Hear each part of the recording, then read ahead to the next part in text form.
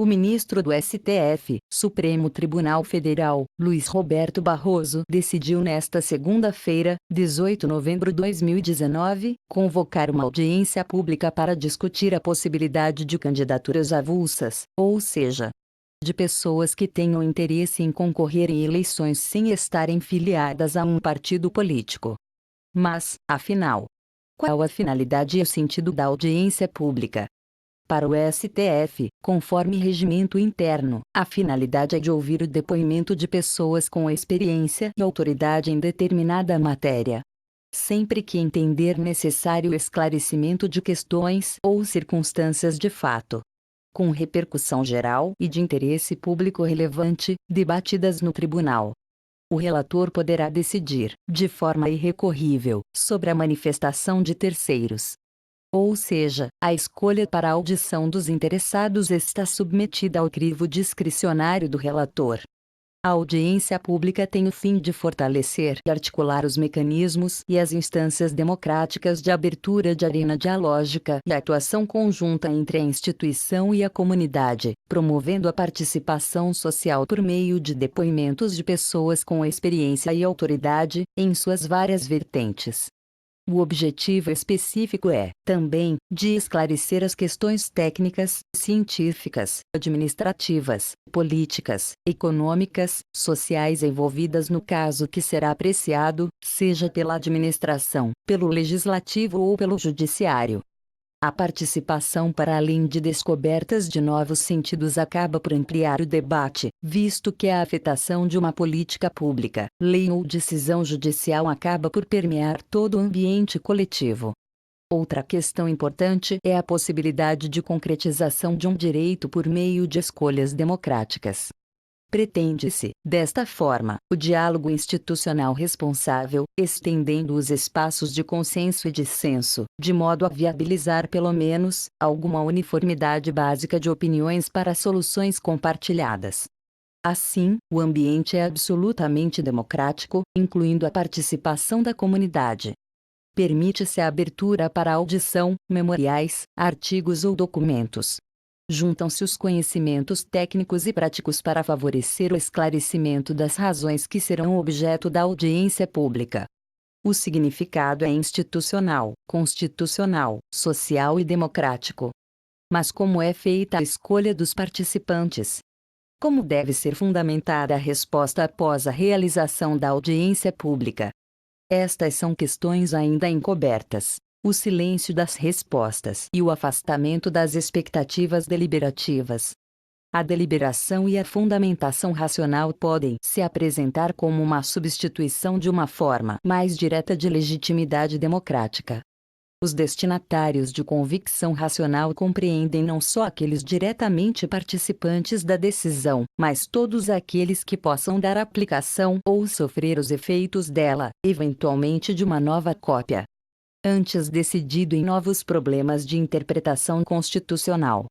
Se o processo democrático deliberativo, de outra forma, se dá, a partir do reconhecimento da necessidade específica, de uma ampliação dos atores que subsidiam a formação do convencimento, e esta é uma escolha observado um especial ônus argumentativo.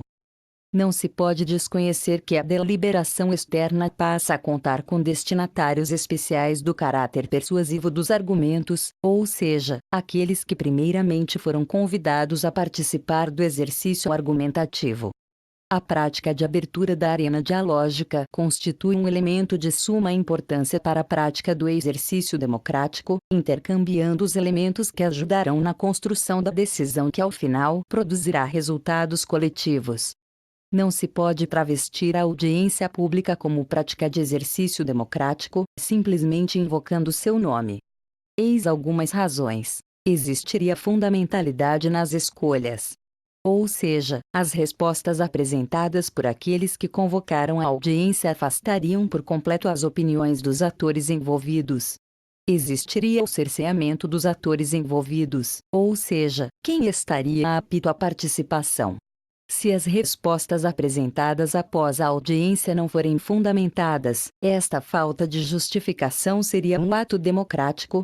Dentre outras Disso não decorre um dever de vinculação ou subordinação ao que venha a ser trazido pelo diálogo social, mas certamente gera um dever de considerar essas atribuições, para incorporá-las ou descartá-las.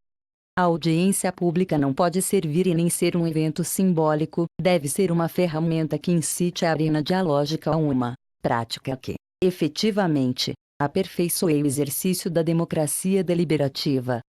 A audiência pública será realizada em 9 de dezembro, a partir das 9 horas. Na sala de sessões da primeira turma do Supremo. Eis a íntegra do despacho com os detalhes. Hoje, o entendimento da Justiça é o de que as leis brasileiras obrigam filiação partidária a qualquer candidato.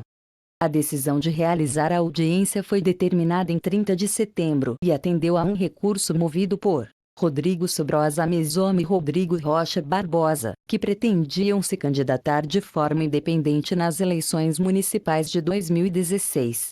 No entanto, ambos tiveram o pedido de registro rejeitado pela Justiça Eleitoral com base no artigo 14 da Constituição Federal, que estabelece que a filiação partidária é condição inafastável de elegibilidade. Segundo os advogados do caso, a Constituição Federal não proíbe explicitamente as candidaturas avulsas. A defesa de Mesoma e Barbosa sustenta, ainda, que o Pacto de São José da Costa Rica rejeita que sejam fixadas condições de elegibilidade além de idade, nacionalidade, residência, idioma, instrução, capacidade civil ou mental e inexistência de condenação criminal. O Pacto de São José foi assinado em 22 de novembro de 1969 e ratificado pelo Brasil em setembro de 1992. De acordo com o artigo 23 do Pacto, todo cidadão deve ter o direito de votar e ser eleito em eleições periódicas autênticas. Segundo a Constituição, tratados internacionais de direitos humanos assinados e ratificados pelo Brasil têm o mesmo valor jurídico que emendas constitucionais, segundo o argumento da defesa de Rodrigo Mesoma. Os advogados acionaram o STF, por meio de recurso extraordinário, sob o argumento de que o dispositivo deveria ser interpretado restritivamente, dado que se trata de norma limitadora de direito político fundamental. Para eles, o entendimento é de que a exigência de filiação partidária deve se aplicar somente aos candidatos que optarem por concorrer por meio de partidos políticos e não a todos.